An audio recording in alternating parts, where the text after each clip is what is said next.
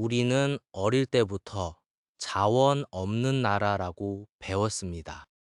땅만 파면 석유가 나오는 나라가 늘 부러웠죠. 그런데 사실은 정반대일지도 모릅니다. 자원이 많을수록 오히려 나라가 가난해진다면 이걸 자원의 저주라고 부릅니다. 오늘 풍요가 어떻게 나라를 망치는지 파헤쳐 봅니다. 산업혁명 전까지 자원은 그리 중요하지 않았습니다.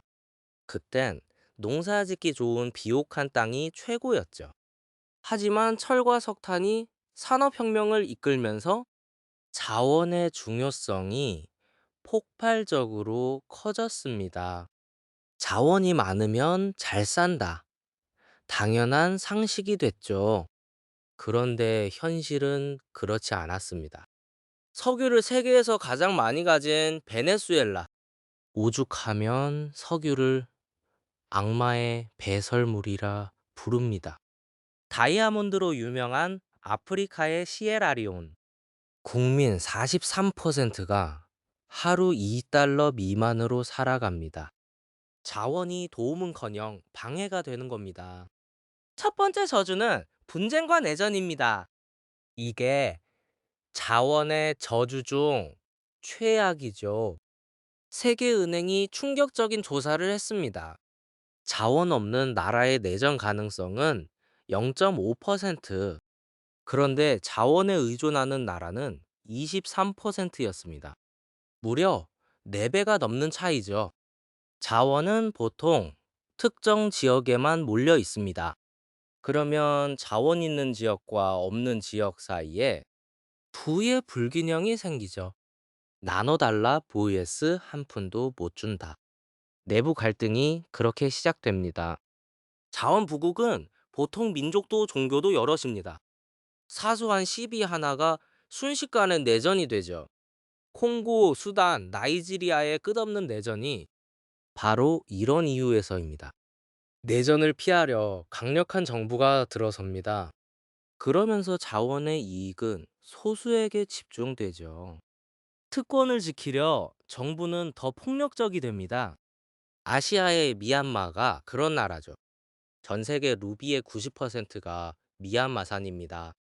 그 보석 광산은 전부 군사정부 소유죠.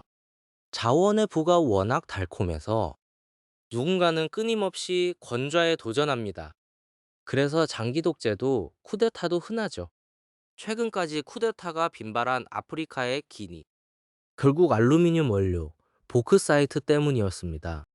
기니 국민의 70%가 빈곤층입니다.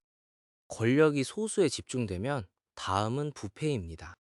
기업은 뇌물 없이는 아무 일도 못하죠. 기술 개발보다 리베이트가 더 남으니까요. 정경유착이 고질병이 됩니다. 때론 주변국이 그 자원을 노리고 반정부 세력과 손을 잡기도 하죠.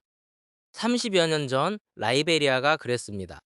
시에라리온의 내전을 부추겨 그 다이아몬드로 큰 이득을 챙겼죠. 분쟁과 부패를 피해도 저주는 계속됩니다.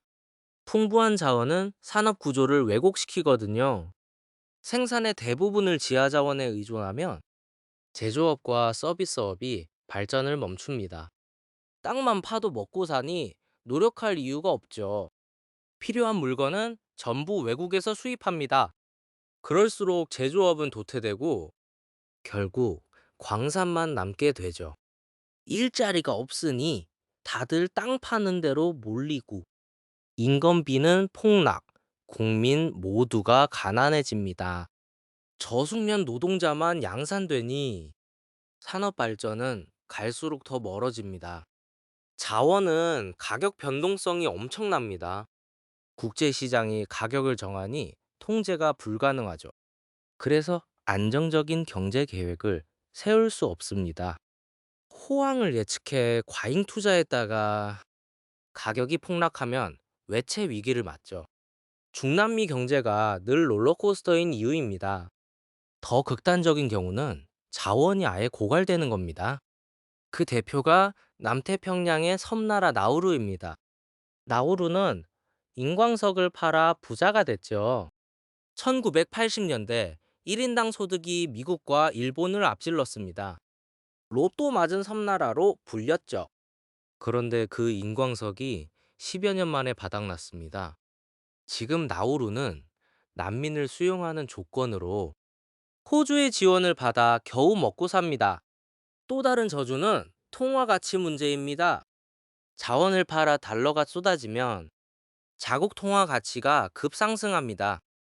1달러 1,000원이 갑자기 800원이 되는 시기죠. 그러면 자원 빼고 모든 산업이 수출 경쟁력을 잃습니다. 이 저주는 선진국도 피하지 못했어요. 1960년대 네덜란드가 그랬습니다. 앞바다에서 엄청난 천연가스가 터졌죠. 수출로 돈을 쓸어 담으며 전국이 축제였습니다.